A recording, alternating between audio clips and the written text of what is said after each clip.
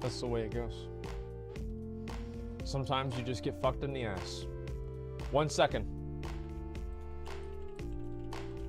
Alright, let me pull it up. Ian WoW interview. Where the fuck is it?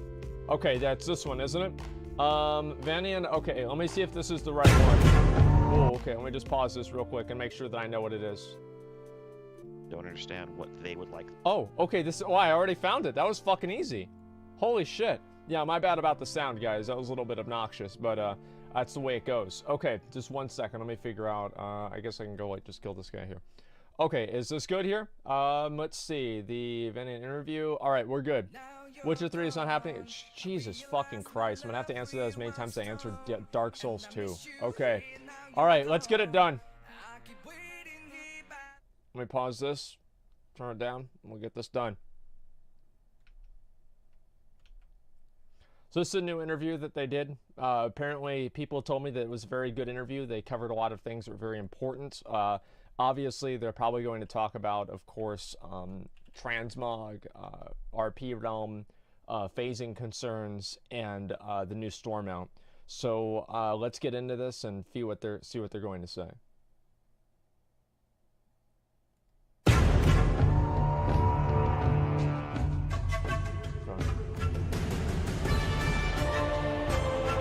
The music's good. I never noticed that, but music actually is good. It's not a secret that the current mood of the community is not the best. Like, as a fan site, we are reading a lot of comments, watching videos, and so on. And to be... Look at Ian's hair. That's the hair of somebody... Oh, louder? Okay, I'll turn it up, sorry. That's the hair of someone who's had to read comments of people complaining about PvP vendors. And then whenever there were PvP vendors, people complaining that they couldn't find them. Okay? He's not happy. Same hair? Yeah, that's basically my hairline. To be honest, it's really frustrating to see the negativity about almost every aspect of the game. Okay. Especially because we do work with such a passion about what you do and stuff like that. And what do you think? Why is this extreme since the release of Battle for Azeroth? That's a good question. Why do you think people are mad? We don't really understand why it is like this. I don't know if it's easy to answer or if you want to answer or something. It's definitely not easy to answer. It's something that I spend a lot of time thinking about myself. You know, it's frustrating and honestly painful even. You know, all of us who are making this game, part of the joy of working in the industry that we do and getting to work on a game like World of Warcraft is, you know, our goal is to make people happy. We want to bring people pleasure, fun experiences, and escapes, and just a world of magic. Magic. And it's good. I think I want to be a wizard. We're human. We make mistakes. We're not perfect. Yep. We try to recognize those mistakes, learn from them, and improve things going forward. That's good. There's one thing that I could stress to the community. It's that, God, do we care? Like, we care deeply about this. Everyone on the team, 300 people on the team, we are out there on Reddit and Twitter and the official forums and fan sites, reading all the comments, and we understand that a lot of it, you know, comes from a place of it comes from a place of pain almost. It comes from a place of passion. I think really, like, why people are frustrated is, like, you can have something like PvP vendors or like Titan forging, for example, or like removal of master. I think PvP vendors are probably the easiest and least contentious example, where pretty much everyone, like, there are some people that like Titan forging, there are some people that don't like master loot, right? But there's almost nobody that doesn't like PvP vendors. And the reason why people think that they're not listening is because there can somehow be a unified feeling in the entire community of, we want something that the game has had for 10 years to come back, and they say no. It seems like they're not listening, right? And, like, I get if the answer is no, but I mean, at a certain point, it's like, how many people need to want this for it to happen? You know what I mean? It's just like, come on. People feel like there's this game they love, that they have a deep connection to, and there's something about it that's going in a direction that they don't like, that's frustrating to them. They find themselves not looking forward to logging in the way they used to. Yeah.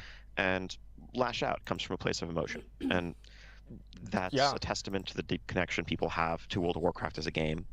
and it's a challenge for us to fix it. I mean, and I think one of the challenges with World of That's Warcraft, true. and it's actually touched on this recently in the most recent live Q&A, is there are very diverse audiences and playstyles that exist and coexist within Azeroth in WoW. And often, when players may accuse us of being out of touch, it's not that we don't understand their concerns and don't understand what they would like the game to be. Yeah. The problem is that we're also trying to keep in mind another half dozen groups of players who may want the game to be different things, and often directly. How are you ever gonna how's that ever gonna work? I mean, functionally, like how can you have? It's like playing whack-a-mole, and there's like 50 moles. Like it's like you go to the arcade and there's 9 and you're overwhelmed, but there's fucking 50 moles. Like there's too many fucking moles. You can't make every target audience happy. It's impossible. If you do that, you make 5 people happy and 50 people mad. That's what keeps happening is you just keep trying to make, they're basically rotating. They're like, we're going to make 5 people here happy and then everybody else mad. But don't worry, in 6 months or a year, it's going to be your turn to be happy and then we're going to make them mad instead. And so they're just making everybody mad all in basically a rotation, and just like that's not working. I mean, like, why would you even it's a mistake to even try to go in that direction, I think. Opposing things, and we're also thinking about the long-term future and how these systems and how these changes are going to play out in the long run. Now, I don't blame players for this.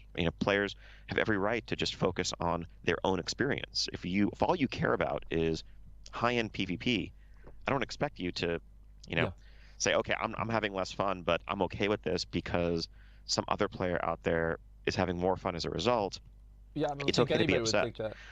But the only thing I would like to stress is we care. Like this isn't a situation where we're sitting back and we're like, okay, well, whatever. This is something that actively is occupying a large amount of our attention, and we want nothing more than for everyone to be as happy as possible. And then in terms of why, parts of it are also just, I don't mean this to sound like in any way an excuse or deflecting blame. They're just mad to be mad. I think the internet in general is a place that's become a bit more polarized, a bit more prone to, just extreme viewpoints, and it's more about getting anger and opinions out there and less about finding common ground and looking for places of agreement. And I think you see that across a wide range of subjects, politics certainly.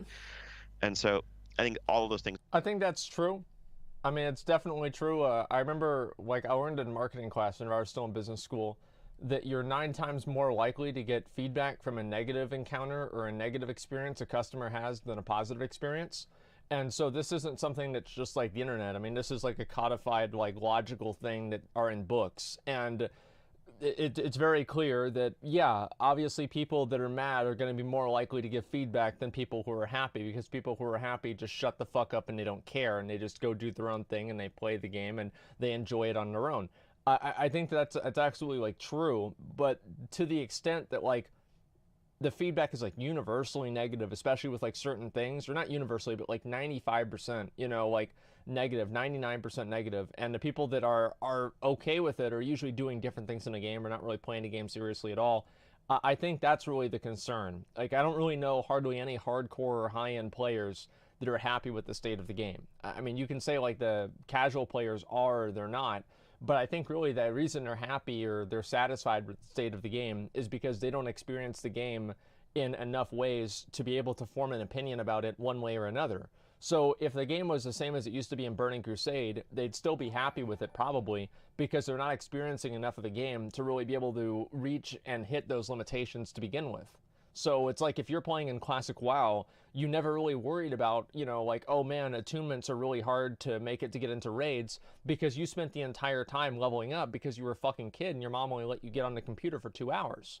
So you never really were able to hit those limitations to begin with. And I think that's what a lot of casual players do now, is they just go and they do world quests and never really hit those walls that the high-end players hit. So if Blizzard changes those walls, I don't think that would really affect the casual player base, because they're not interfacing with them to begin with. Have culminated in the situation that we see. there's a lot that we're proud of in Battle for Azeroth. I also want to make it clear that I'm not sitting here, apologizing for everything. There's a ton of great work the team has done. We just went into Battle of Dazar'alor a few days ago, and I think it's, great reception from the community there. Tons of fun being had on both Horde and Alliance sides. That's good. They're having fun. And we have, a very bright future ahead of us with the majority of Battle for Azeroth's patch content still to come. We're just in Tides of Vengeance. 815 is on the PTR. If you think back to this time in Legion, there was much more to follow. And as much as possible, we're focused on learning from mistakes that we made with systems and rewards at the start of Battle for Azeroth. And I think there's been a lot of work done in Tides of Vengeance to correct those so far, and even more to follow. Thank you. It seems like one of the bigger complaints of the community was the endgame itemization. On the one hand, the community needs to catch up things for new players and alts, and on the other hand, it feels like there are no real advantages for players who are playing the game real intense day after day. And yes, of course, we are playing the game to have fun with or without our friends, for example in raids and PvP, but a good gear progression should also be a part of the game. And we would like to know if why there was this change between classic Burning Crusade and stuff, where you had this progression, if you know what I mean. I hope. Yes, okay. Yes, exactly. Okay. I mean, so I think that's, to some extent, that's the way the game has been really for the last 10 years. I think you're right in calling out classic and Burning Crusade as a different era. Yeah. I think really it was Wrath of the Lich King when Trial of the Crusader came out in patch 3.2 back then, and that gear was a strict replacement. See, even he knows where the break point was. He knows. TOC was it. That was it. The game stopped being good in TOC. And I don't want to say it stopped being good, right? But it stopped, I don't know, it stopped growing in terms of being compelling, right? I don't know exactly how to phrase it to where it's actually completely accurate. But TOC was a turning point for the game, and I think it was a turning point for the worst, right? You had TOC completely invalidate everything that came from Ulduar. The boss fights were generally less complex and less compelling, right? The raid in general was, very clearly there was less work put in Trial of the Crusader than Ulduar. It completely invalidated all content before that except for Valinir. It was just a complete fucking mistake to do that. And then after that, TOC was the first raid that you had 4 different difficulties of the same raid. You had 10-man normal, 10-man heroic, 25-man normal, 25-man heroic. And at that point, every single time that a new tier would come out, all of the gear from the previous tier would be completely replaced. And this didn't happen before then. So an example for this is the Trial of the Crusader dungeons, right? It dropped 200 and 213 item level gear, which is the equivalent of Naxxramas. So you could take that gear and maybe buy a few badge gears, pieces of gear, and just go right into 10-man TOC and skip Ulduar completely. And before then, you weren't able really to do that to get into Ulduar. You still had to do Naxx to get into Ulduar. And that was the point where raids in the current expansion no longer mattered. There it was. TOC. And Ulduar gear. That was probably the first time that there was no need to go back and do old content. And that's part of striking the balance that I was talking about in my answer to the prior question, where it's important that gear matters, it's important that power matters, Yep. Progression feels great. He knows. But we also want the game to remain accessible to people who are joining a bit later or who are coming back. And that There's 8 or 9 million people playing the game at that point.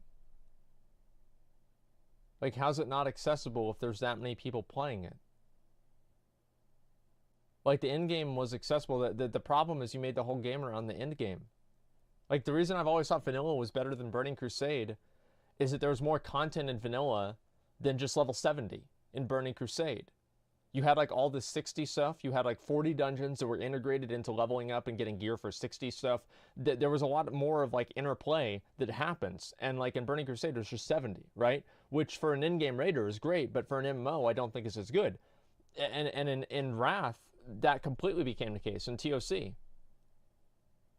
TBC was fine. I thought TBC was incredible, okay? I love TBC. But I just thought vanilla was better. It might be my personal preference, but that's the way I'd like to see an MMO more than TBC.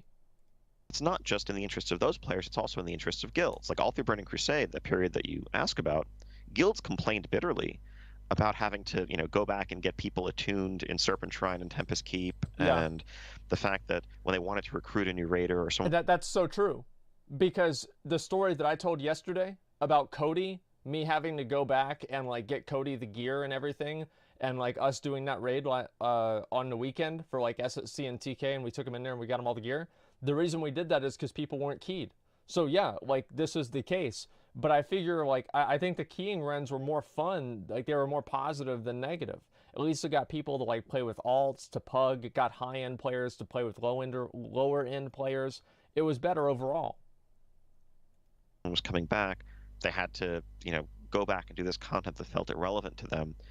Those were huge hurdles that actually made it much harder to recruit, made it much harder to get into raiding as a whole. And so, being able... I don't think it made it harder to get into raiding, because what it was is like, you'd start in tier 4 and you'd do tier 4 content. So you weren't trying to get into tier 6. Like, yeah, you're right. The attunements and everything made it hard to where if you were trying to get into raiding, you didn't just immediately join a tier 6 guild. You joined a tier 5 guild, a tier 4 guild. You built your time up. You killed Vosh. You killed Kale. Maybe you killed one boss in BT, and then you quit the guild after they gave you a good item, and you joined an actual guild that could kill Illidan, right? It's not like you just go from point A to point Z. Back then, you went A, B, C, D, right? And whatever else comes after that. That's the way that it used to work. So yeah, obviously it made it hard to get into tier 6 guild, but it didn't make it harder to get into raiding because people would still do Karazhan and Gruul's Lair and shit. To, if you come back and you want to do Battle of Dazar'alor today, maybe you didn't play since September or you didn't play Battle for Azeroth at all, you can't just jump in right away. But there's a faster path to get to the point where you'll be able to contribute than spending 3 or 4 months, clearing Uldir every week and doing Mythic Plus. Very recently, I would say, who would spend Tides 3 to of 4 months? There was kind of an exceptional case there where that patch introduced catch-up mechanisms designed to get people ready for Battle of Dazar'alor. Yeah. But Battle of Dazar'alor didn't open until this week, in large part because of the holiday season, and that was just a timing issue. I think it's very likely that in Rise of Ashara, in the next tier, we'll see the raid open immediately after the patch, maybe just a couple of weeks after. So there won't be this large gap. And so I agree that, having... And that would also be good because people are like so cynical now. They assume that the reason they postponed Battle of Dazar'alor was so they could extend people's subs an extra month, right? And it's like, I'm not fully convinced that's not true, but them doing it to where the raid comes out within a month of the patch, I think is good even for them, because then people just don't come back and they don't even get a chance to play the raid and they unsub because there's nothing for them to fucking do. It's a double-edged sword. The Tides of Vengeance catch-up mechanisms in place when the only current raid content was Uldir felt like maybe, yeah, we were giving away a bit too much compared to the raid, but that was more of a one-time thing than a long-term philosophy change. Okay, cool, thanks. We know that you talked about the Whaler points yesterday in your question and answering. It was about upgrading gear pieces and item progression and stuff. But we would like to know why there is no different currencies anymore to purchase gear, like a bit comparable to the option of buying Azerite pieces now in Battle for Azeroth. Yeah. And because that's something cool. You just work for something and you can just buy an item every week or two. Why don't we have something like that anymore? Yeah, I mean, so we have the Titan Residuum for Azerite armor. In Legion we had Nether Shards and the Veiled Argonite on Argus as part of the patch content. That's not the same, dude. Like, it's not the same, man. Like, what are you talking about? Like, you're gonna say a vendor that, I mean, like, you played vanilla in Burning Crusade and Wrath. Like, what are you talking about? This fucking random trinket vendor is the same as the badge vendor in Wrath. Like, give me a fucking break. It's not the same. Everybody knows it's not the same. People don't want to fucking gamble 8 different trinkets, spend all day in Argus picking up boxes and killing the same rare spawns that they've been killing for a month so they can identify a trinket and have it be a haste mastery trinket that they don't even fucking need. Give me a break. Like, that's not the same thing. The Residium is good. But the Nether Shards and Veiled Argonite are absolutely not. They were not good. It's definitely not something we've completely moved away from. I think ideally there is a place for that. We'd like to strike a balance where there is some loot that you get randomly. You kill a boss and hopefully your item drops. And then on the other hand, you have this system of guaranteed progression that you can work towards through currencies. Good. That worked in Burning Crusade and Wrath. That's literally exactly what they had.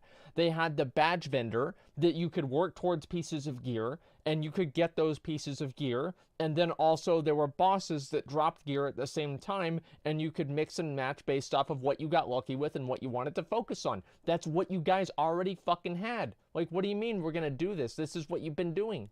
We probably can do more for that, particularly on the raid and dungeon side. And I think on the PvP side right now, Conquest provides that guaranteed gear track where no matter what, you know that as you earn Conquest, you will earn all of these rewards, which is then complemented by end of match rewards and your weekly chest rewards if you're doing rated PvP that give you a chance at exciting upgrades.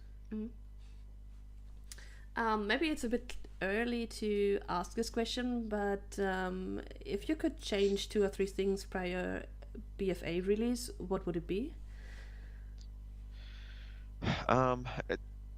That's an interesting question. Yeah. It depends on how far back I can go with my time machine. I think a lot of what we did in Tides of Vengeance reflects the lessons we learned and some of the regrets from the launch of Battle for Azeroth. It's changes to systems like islands, like on expeditions, like Azerite armor. Yeah. A lot of tuning there. And so I think a lot of those concerns There's not going to be an revolve around, the initial tuning and structure of those systems. Going back even further, I think there are some more fundamental issues with the Azerite armor system that players have done a good job of pointing out, and that we are looking to really pivot away from and correct with Rise of Ashara. I think we're happy with it from a customization perspective, from the perspective of making items that have greater depth and are more interesting than our traditional helms or shoulder pieces that just have crit or haste or mastery, where you can actually. Well, we had that though. Like we had. Well, look, we had that. Just a second. Let me show you guys. See, where is it? Where's one of my? Oh, there's one right there. Can you guys see that one? No, you can't. Just a second. Look, we had this. See, we had we had that with like meta sockets, and we had. Oh, look at this one. Had enchants on the helmet. We already had these. This already happened. We had sockets in all of the gear, the enchants, and the enchants on weapons, the dancing steel. Like, come on, like, what do you mean? Like, this is something. They've taken the customization out. They've taken the depth out of the items, and that was intent. Like, how can you say you want to put it in there, whenever you said you wanted to? Choose from a number of different options, and especially with the new system with 5 rings and Tides of Vengeance, you can pick many more different combinations and emphasize one aspect of your class versus another. That's, I think, an interesting and successful system. The progression of unlocking those traits through earning artifact power, I think, was a little bit of a mismatch with that system. And so that's why, as we look ahead to Rise of Ashara, we just want to keep the armor pieces fully unlocked and have a different avenue for progression in the heart of Azeroth, that artifact itself. Yeah, we are looking forward to it because it sounds really interesting. That is our hope. Okay, yeah. Let's talk about the current stuff and the patch 8.1. Sure. Season 2 has just begun and the new raid is a real blast. Although raid tests already have been fun, it was even more fun to play the encounters on the live servers. And except for Storm there and are Blockade. a lot of new and unique mechanics, like the Treasure Guardian with his golems and traps and stuff like It was a that. good fight. What's your favorite fight in the new raid? If you can say something about that. I've obviously, Yeah, other how than many internal bosses were testing, I've also just done it the one time with my guild this week. So at least from heroic mode, probably tied between Opulence and Mechatork. I would say the Opulence Treasure is the Guard, I best. think that I really like the way the split raid works out. It reminds me of doing something like Thorum back in Ulduar a long time ago, right? Where you have your separate group going down a hallway with their unique set of challenges. Just very cool flavor. Really integrates the environment. And then Mechatork is just a fun fight. You're fighting the King of the Gnomes, and the whole dynamic of frantically calling out what color people are to help them defuse their robots. That's just a ton of fun and a new aspect of communication. I don't know about that, dude. I didn't like that. It's a pretty cool fight. I was annoying. It's like the mechanics are. I don't know. I really like Mechatork. Okay. In addition to the battle for Dazalara, sorry, I can't really pronounce this name. Neither can we. I'm sorry. Blame the trolls. Okay, cool. There is also the smaller Crucible of Stormraid in Season 2. Can we expect it to open with the release of patch 8.15? And can you tell something about when does that come out? It's not the higher rate here, so what can we expect? So, I think definitely that the Crucible serves as a bridge between Battle of Dazar'alor and Rise of Ashara and the raid content that's going to come there. So I'd expect it to open later on during the tier. Okay. Not necessarily directly when 8.15 launches, but probably not too long after that. I think we'll see. As far as the rewards, the item level on that isn't quite final yet. I think we're going to look at where the player base is as a whole. I mean, it's only a 2-boss raid, so it wouldn't surprise me if kind of like Trial of Valor was a little bit higher than Emerald Nightmare. Those 2 bosses drop slightly higher item level base gear compared to Battle of Dazar'alor. But I think we'll make that final decision when we see what the average item level of active raiders is at when it comes time to open the raid. Okay, cool. Faction Assault. That way they know how to increase it by 15 and then make all the Battle of Dazar'alor gear irrelevant. I don't know if that's going to happen or not, but I mean, like, that kind of did happen, like, with Emerald Nightmare. Like, as soon as TOV came out, people just tried to get as much gear as possible from TOV, and Emerald Nightmare was like, fuck, we got to do this again. We hate this. Combined with the war mode are really fun, and before patch 8.1 war mode wasn't that exciting, especially as an alliance player. Yes. Now it's better, but still not perfect. Like, sharding with disappearing and appearing players is one problem. Yeah. Or the fact that the looking for dungeon tool is not able to filter players with or without war mode enabled. Like, you always have to write it up if you have war mode on or off. I didn't even know that was true or not. Like, I actually thought that you only saw people in the dungeon finder or the group finder that had war mode on or off based off of what you had. I didn't even know this was fucking true. Wow. That's great. No, not Walmart off, war mode. And it's also hard to play with friends if they don't have war mode enabled. Like, you want to summon someone, for example, and then you have to check, you know, probably what I'm talking about. Do you have any further plans to improve this system? I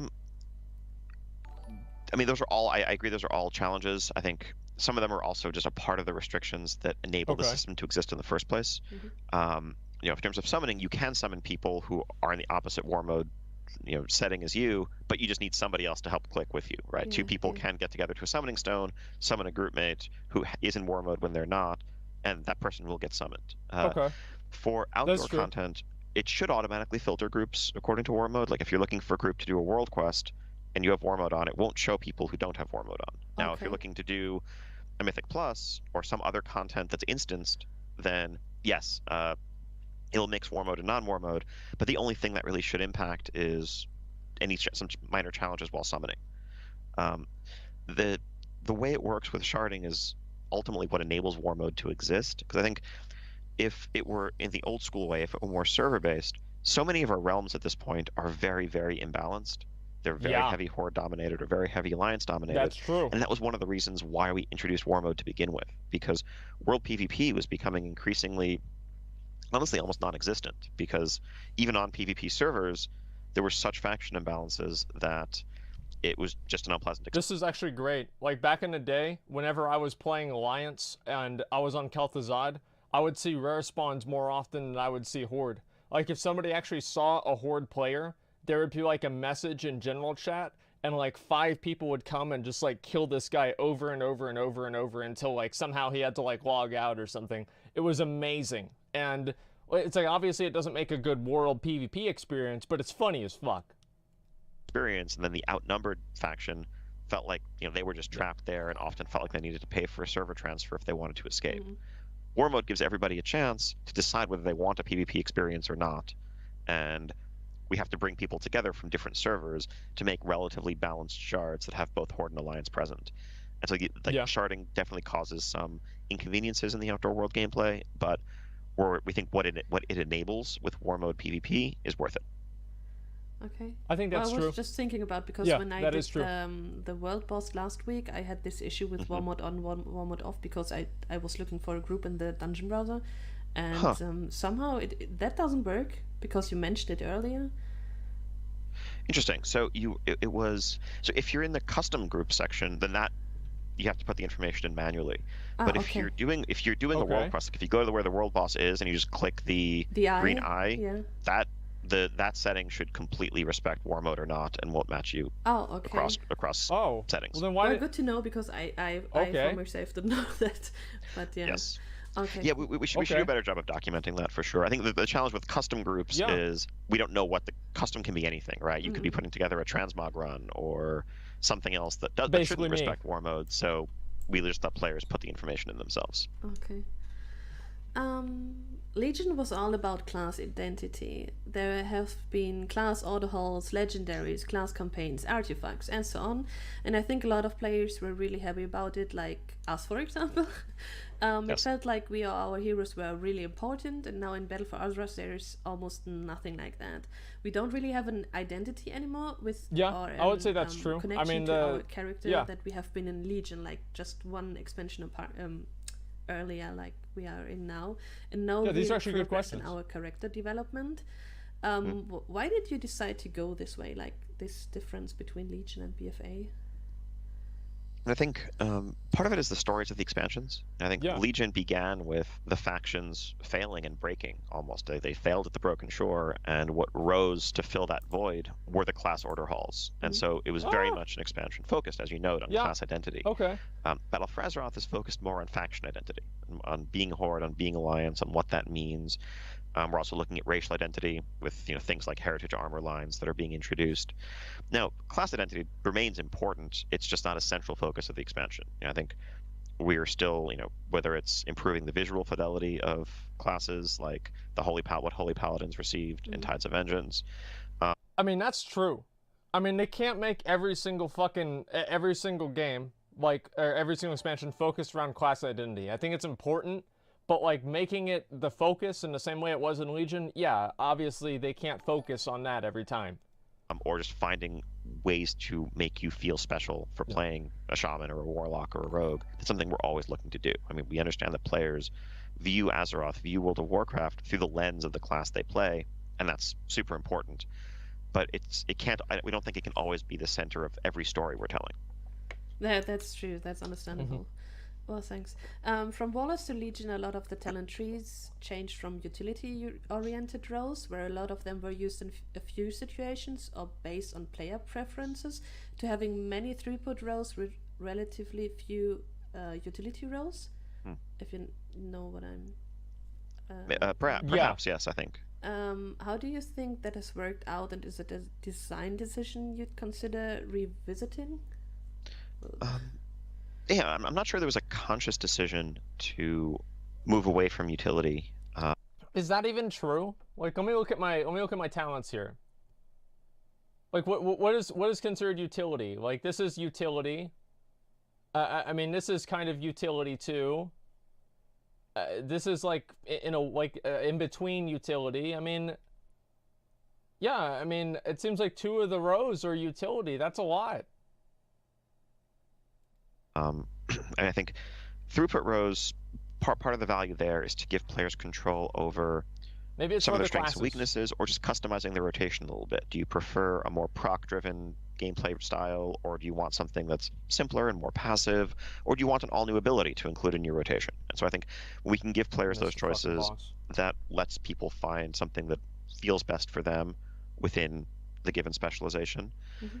Also, for higher end players, they'll be able to customize themselves to excel in different situations depending on whether they're doing a dungeon or PvP or a specific boss encounter that favors a certain talent. Why is the mouse pointer on his forehead?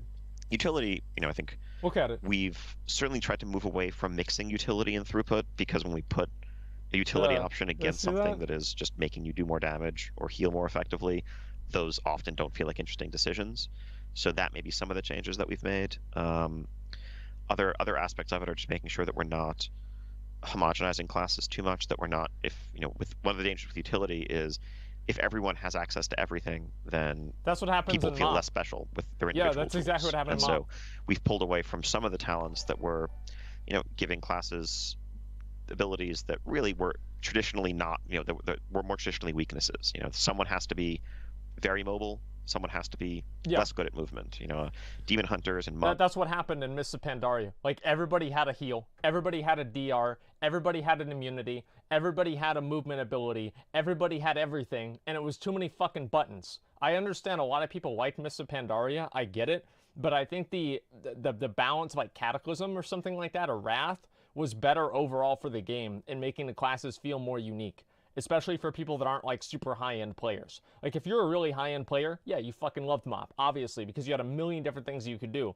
But for most people, I think it was just too complex. Like, there were too many core rotational abilities and core abilities you needed to have that you had to think about. And it made it too difficult. That's my opinion.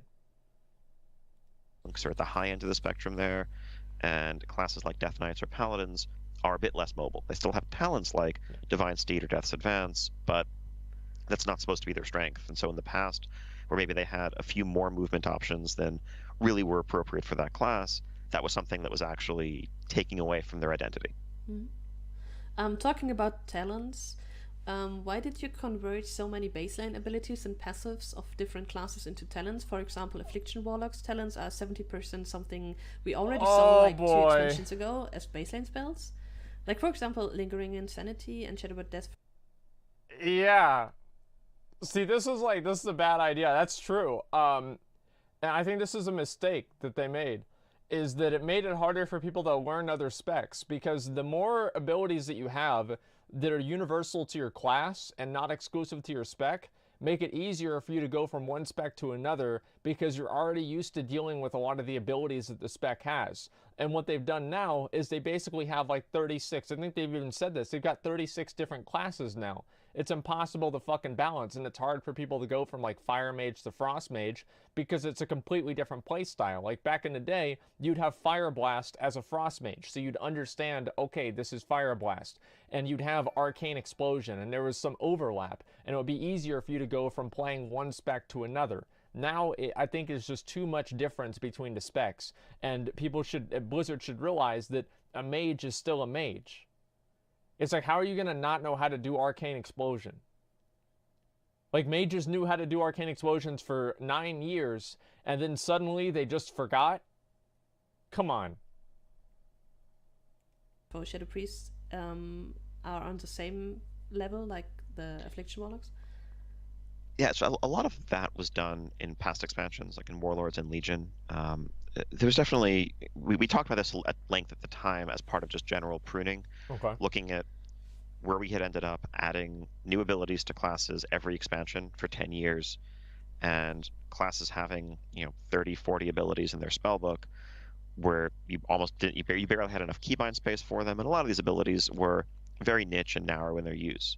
As we removed things, we heard a lot of feedback from passionate players that loved certain abilities, and that led us to try to find a way to give people the choice, if they like those abilities, to be able to keep them. So I think that's how baseline abilities ended up turning into talents. But that's, I think, a product of a philosophy that was really of higher priority for us a few years ago. When we sit around today, we don't think that classes have too many abilities. That's not a problem we're trying to solve. And I think we're open to adding baseline abilities, to moving things back to baseline where it makes sense. Yeah. And so I think it's more a product of what the team was focused on, maybe during Warlords and early Legion, less so about Battle for Azeroth. All right, that's good. That's good. Let's talk about the future. Sure. The next big thing is going to be patch 8.2, and the biggest highlight on your presentation was Nashiata. But it was also a really cool surprise to see Mechagon? Yes. I don't know. Yes, Mechagon. Okay. Can you tell us a little bit more about it? Like, is it just a new mega dungeon, or is it a new zone? And a mega dungeon? What are we going to do there? What? So, I think what is this? I have to apologize in advance. I'm probably not going to say too much more than what we said at BlizzCon. Okay. But just to clarify, yes, Mechagon is a second smaller zone than Nashitar, which is the main zone for Rise of Ashara. Okay. There's, a mega dungeon that is similar to Karazhan, just as we said at BlizzCon. I think, we'll have a ton more information to share on all of the details there, and what you're going to be doing, and what the rewards are, and what the story is in the not too distant future. I think after 8.15 is out and off PTR, as we've come to expect, we'll probably see Rise of Ashara going up on the PTR not too long after that, and we'll have tons of information to share at that point. That's real fast. Can we talk about mecha gnomes and allied races? I mean, we can you can talk about it. I'm not sure I'm going to. Wow. I mean, there's a lot that, you know, I think it's always exciting to see people get interested in and speculate about what the next allied race is going to be and what will be cool to play. We still haven't, you know, necessarily finalized every single one of those decisions, so it's exciting to hear feedback from the community about what is most exciting to them. Okay, good. It sounded like you want to try something new with Nasyatar, or combine a lot of things from other endgame zones. At BlizzCon, you said we will see something new every day, most likely for a specific period of time. Could you give us some examples of how you want to achieve this? Something new every day. That's a lot. Unfortunately, not quite yet. I think our focus right now is on, you know, 815 and getting that polished up and getting that into players' hands. Okay. We'll have a lot more to talk about the details of that. But yes, just to underscore what Jeremy said at BlizzCon, you know, I think the goal with Nasyatar is to learn from everything that we've done in our past endgame outdoor zones, whether it's Argus, whether it's Broken Shore, whether it's just standard endgame world quests and level up, and, you know, kind of improve upon and combine the best of all of those worlds. Mm-hmm. Probably the question was too far into the future. Well, no problem at all. Probably there are rares and treasure chests again on these two zones. Oh! And, to be honest, treasure chests on Kulrias and Sandala are pretty boring, because you just open them and you get a bit of war resources. And you see, this is like one of those little fucking things that nobody thinks about. But back in vanilla WoW, whenever you were questing and killing some wolves, and you saw a spider, and you killed the spider, and you turned to your right, and there was a fucking chest, there was a big silver treasure chest, you felt like a fucking winner. Okay, even now, if I see a vanilla WoW treasure chest, I feel better about that than if I see one for a level 120, because I know what that's gonna have. It's gonna be fucking boring. Treasure chests should be treasure chests. Like, they're not anymore. They're just fucking boring, dude. And like, I like, and there's like an add-on that just tells you where all the treasure chests are, and you just follow the add-on. You go from one chest to another chest. It's like, how can you fucking make it that treasure chests, opening treasure chests, seems like work? They need to make special, original, unique treasure chests. Like the ones in Argus. Am I still in Argus? No, I'm not in Argus anymore. But like in Argus, like they had treasure chests. What would you open them up and get? You would get Veiled Argonite, literally a gray item, and you would maybe get a piece of transmog gear, which two of the three sets of transmog sets in Argus were recolors of a terrible set that was added in WoD with a garrison building. So yeah, you know, like, come on, man. Like, let's get some better treasure chests in here. I want to see a massive golden shining treasure chest that whenever you open it up, it has a mount in it. It has like 15,000 gold. It has 2 BOE epic items, and it has some other unique thing that like you can only get into treasure chests, right? It's like a massive, like a really, really cool like helmet, or like a golden crown or something fucking awesome like that. That's what I want to see, like a golden sword that's just like solid gold. That would be fucking cool. Yeah, massive big dick treasure chest. Yeah, a legendary treasure chest, exactly. Sharding abuse? Oh yeah, we can't make the game fun for everyone because 99% are going to be just fine, but there's that 1% that might abuse it, so hey, we can't do it. See, this is what I was talking about before with the 50 whack-a-moles. Yeah, obviously somebody like me is going to abuse the treasure chest. I'm going to be opening up a legendary treasure chest every 5 fucking seconds because I'm going to be asking everybody to stand there and invite me, and I'll get the treasure chest. Yeah, of course. Oh, so Blizzard shouldn't do it because of me? Blizzard shouldn't do it because somebody else wants to abuse it? Who gives a fuck, man? Like, they can't make the game around a handful of people that just want to play it in some kind of a weird, convoluted, contrived way. Right? They have to make the game fun for most people. And going around and knowing what's going to be in the chest before you open it isn't fucking fun. Don't really need them.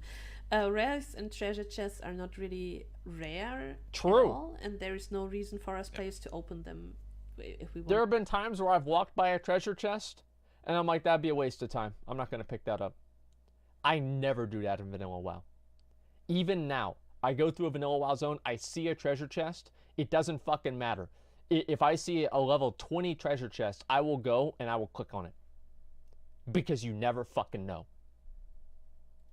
Talk honest about it. In the past, it was always a good feeling to find a chest or a rare enemy. Like I remember in Wallet of Draenor, when we first just visited the zones and everywhere were rare spawns and you killed them the first time and it was like, wow, there is rare and stuff like that. But now it's just like, oh, look there. No, it's the first time. Like, I remember I made videos like at the beginning, because as soon as I got the WAD Alpha or the WAD Beta, I went on there and I saw all these rare spawns and I was like, oh my god, wow! And I killed them and I was going to make videos about them, and then I just realized it's like this guy just respawned. I mean, he's just respawning. Like, I thought this was a rare spawn. How's it rare if he respawns every 30 seconds? Rare for who? Like, come on. There is a star on the mini-map. And do you think we can see some more really rare things in the future again? That are more exciting? So I agree with your criticism completely. I think that treasures were better in Warlords. I think there were some problems with finding a pixel that was a single. What the fuck do you mean they were better in Warlords? They're the same fucking thing. That's whenever you guys made the system. Like, how are they better in Warlords? The only reason that she thought they were better in Warlords is it was the first time.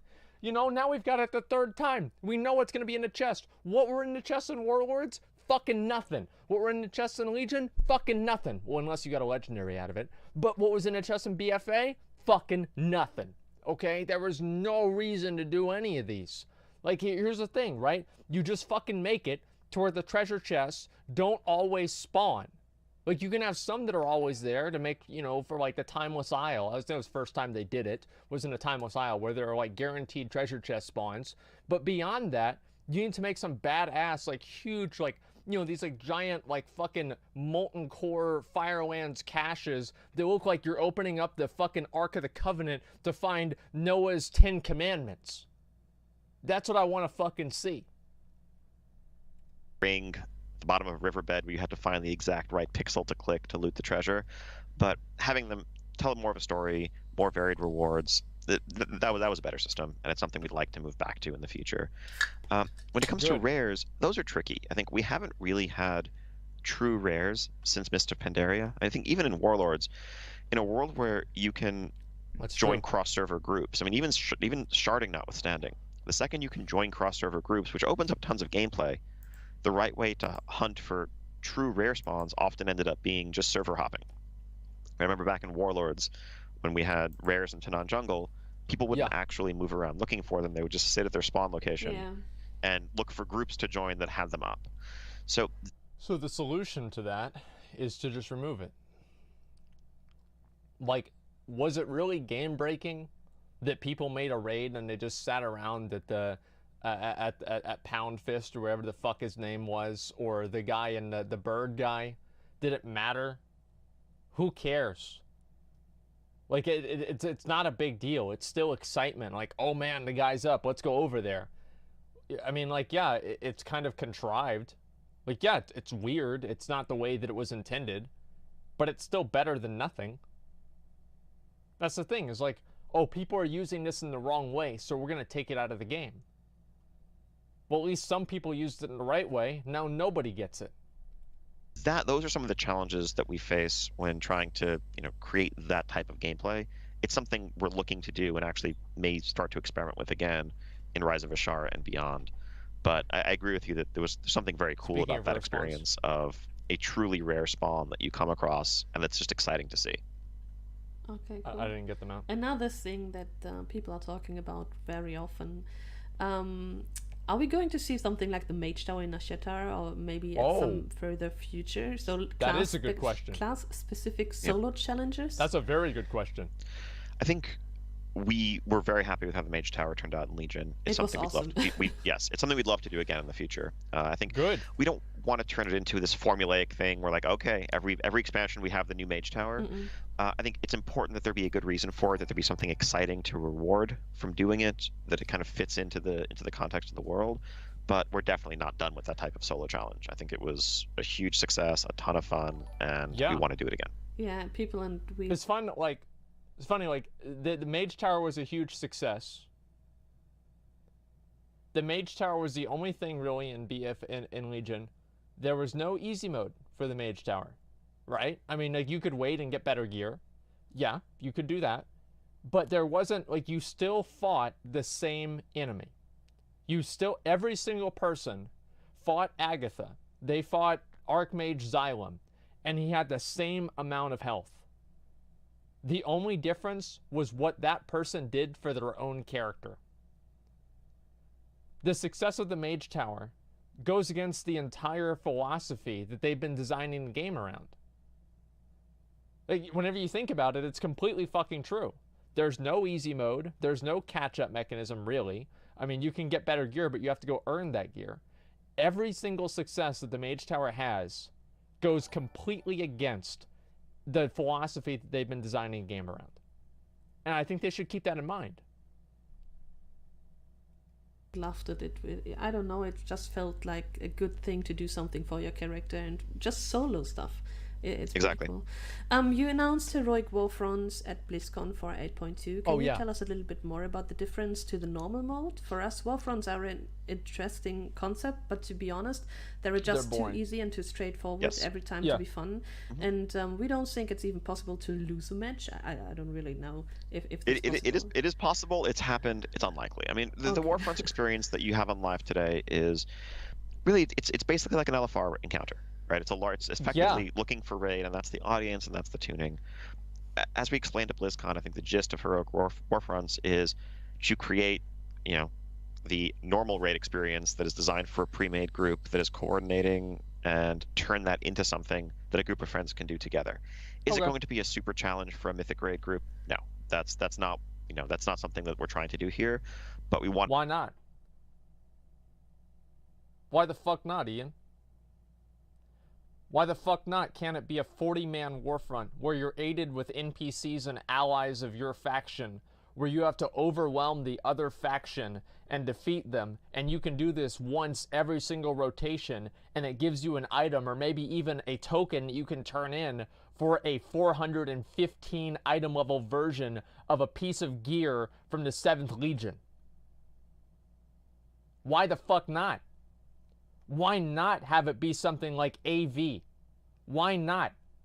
Oh, you're so afraid that maybe people will want to do this. Yeah, they will. Make it 20-man. If they want to do 40-man, fine. Fuck it. Don't do 40-man. Make it 20-man. Why not take the Warfront idea and go balls to the fucking wall with it and say, here's something that's difficult for mythic raiding guilds. Have fun. Because the servers are crashed with 40 people.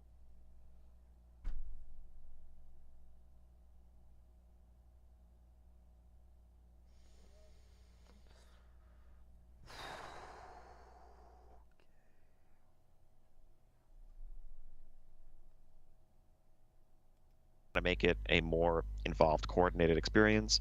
And we'll have a ton more information to share on that, again, as Rise of Ashara actually. Imagine, like, all right, you've got your fucking boys. It's like, Bill, all right, you get the wood. All right, Bill and the boys are going to get the wood.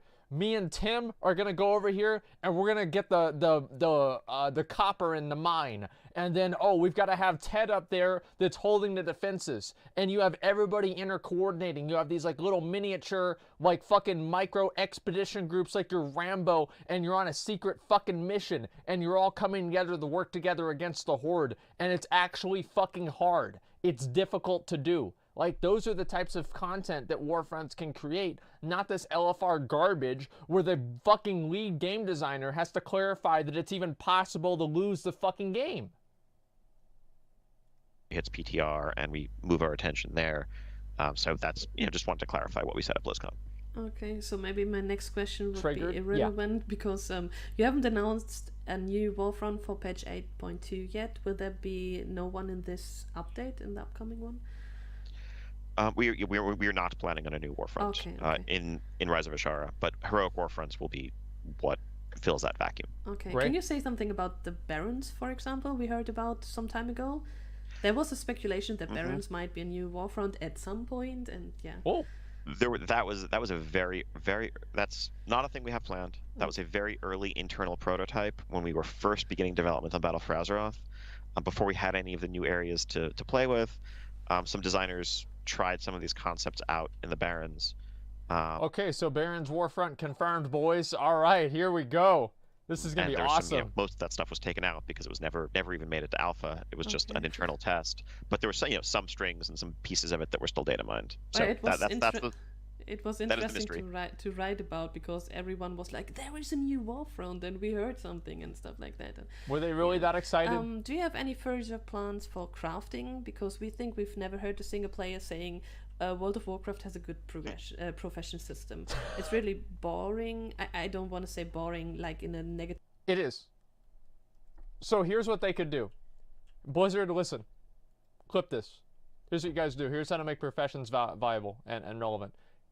So you take these items right here, and you double the Sanguicell cost, and maybe remove like the Explosive cost, something like that. And that makes the old raids relevant. And you make the items that you can craft BOE instead of BOP. That way it creates an economy, and also at the same time incentivizes people to do old raids. So that's it. Easy. Just go do that, it'll be fine. That's one simple solution. Way, but I understand. And some would even say it's useless because there are a lot of bind on pickup items, no real perks or even rare recipes, and there are a lot of games out there with good examples for a better crafting system. Do you have anything like? It's an area we're always looking to improve. Nothing specific to share right now, but I think historically the most successful crafting professions in World of Warcraft, I think, have always been the ones that sell consumable trade skills. Like I think alchemy works pretty well, alchemy and herbalism or enchanting, where you feel like, yeah, you're creating potions and flasks, and there's a steady demand for these. You can use them yourself. You share them with your guild. You can make a lot of money selling them on the auction house. I think blacksmithing, leatherworking, tailoring have always been the more challenging ones because the gear they create always competes with every other source of gear in the game. And the big challenge there is, well, if you can get crafted gear that's better than raid gear or equal to raid gear routinely, then just go to the auction house with a lot of gold and buy a full set of crafted gear. And now you don't need to raid, and it's not even true. Wait, it's not even true. Like, because when were you able to buy an entire set of crafted gear? Never. The only time that you were able to do that was in WoD, ironically, after they changed the system, because every single piece had a crafted alternative. You were never able to do that. TBC tailoring? No. You weren't, unless you considered all of the pieces, including like tier 5 and tier 6, and combined them all together. Maybe you could pretty much have a full set. You could never do this. It's not even true. You're just as strong as any other endgame player, or if they're weaker, then, well, now crafting feels useless. So, I mean, part of what we've tried to do there historically is some bind on pickup items that require materials from dungeons and raids. It's been the case going all the way back to Burning Crusade. We see people now, in the new Tides of Vengeance season, going in to, get their title cores and try to craft their the new recipes and pieces. Stuff. Exactly.